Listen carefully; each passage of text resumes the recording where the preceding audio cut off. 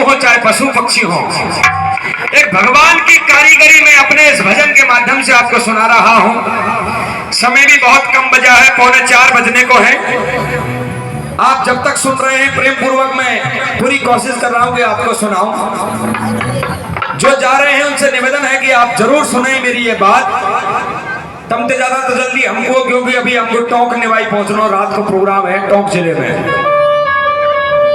लेकिन मेरे इस सरदारी का प्यार है, जब तक इनका मन है मैं अच्छी और सच्ची धार्मिक और सामाजिक बातें आपको सुना रहा हूं।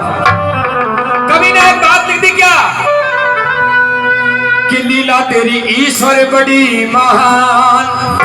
हे परमपिता परमेश्वर, दुनिया रचने वाले परमात्मा, आपने दुनिया को बड़ा अच्छा बनाया है कि लीला तेरी ईश्वर बड़ी महान। आज भेद समझ में आया ना, आपकी लीला का भेद तो आज तक किसी ने जाना नहीं है, कोई समझ नहीं पाया परमात्मा। आज भेद समझ में आया ना, तेरी अजब निराली शान। ओ लीला तेरी ईश्वर बड़ी महान, लीला तेरी ईश्वर बड़ी महान। अब कैसी है उस ईश्वर की लीला, सुने हमारे इस भजन के माध्यम से। ओ लीला तेरी ईश्वर बड़ी महान, लीला तेरी ईश्वर बड़ी महान, लीला तेरी ईश्वर बड़ी महान।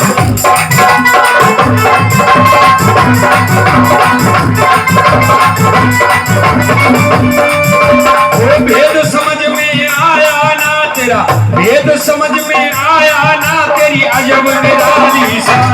लीला तेरी ईश्वर बड़ी महान, लीला तेरी ईश्वर बड़ी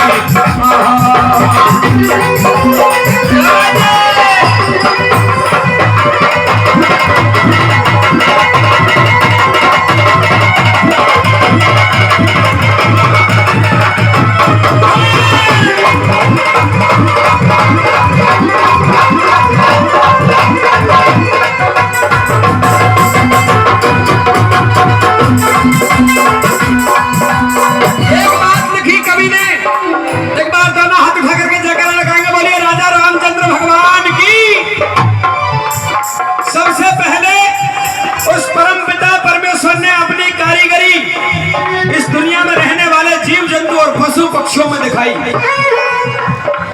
तूने हाथी बड़ा बनाया, इतना छोटी आंख लगाई क्यों? हे प्रभु, हाथी आपने बहुत बड़ा जानवर बनाया है, लेकिन कमाल की बात, बहुत धन्यवाद बेटा शाबाश, आपने यही को दे दे रहा 50 रुपया ने बिस्कुट खा लेगा, हमारी तरफ से इनाम है। एक बात कवि ने कह दी कि आपने हाथी इतना बड़ा विशाल जानवर बनाया है, देखे माना होगा। शाबाश बेटा, अब भाग जाओ, ये ले जाना दोबारा, बिस्कुट खा ली बेटा। एक बात कवि ने कही कि आपने हाथी बहुत विशाल बड़ा जानवर बनाया है परमात्मा, तूने हाथी बड़ा बनाया, इतना छोटी आंख लगाई क्यों?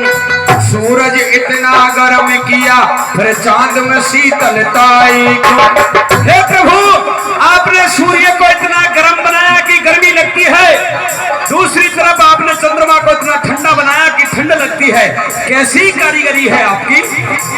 सूरज इतना गर्म किया, फिर चांद में शीतलताई क्यों? छोटी सी चींटी के पेट में, दुनिया का छोटा जीव है जिसको हम चींटी कहते हैं, और चींटी के शरीर में भी भगवान ने बड़ी कारीगरी दिखाई क्या? छोटी सी चींटी के पेट में भारी गांठ लगाई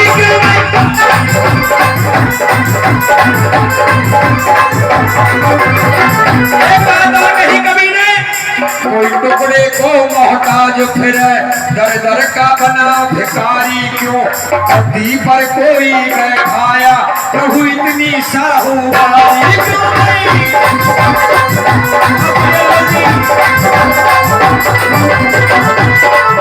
प्रभु, एक जीव आपने ऐसा बनाया है कि दर दर की भीख मांगकर अपना पेट भरता है, दूसरी तरफ एक प्राणी आपने ऐसा बनाया जो सबका राजा बनता है, गद्दी गद्दी पर बैठता है।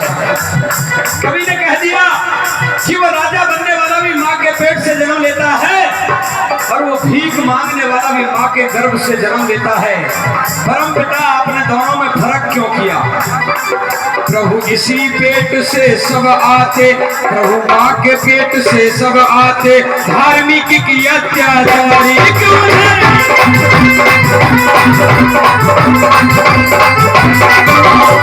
ज्ञानेंद्री कर्म इंद्री बनाई। एक बात कवि ने कह दिया, ज्ञानेंद्री कर्म इंद्री बनाई, पांच तत्व कर्मा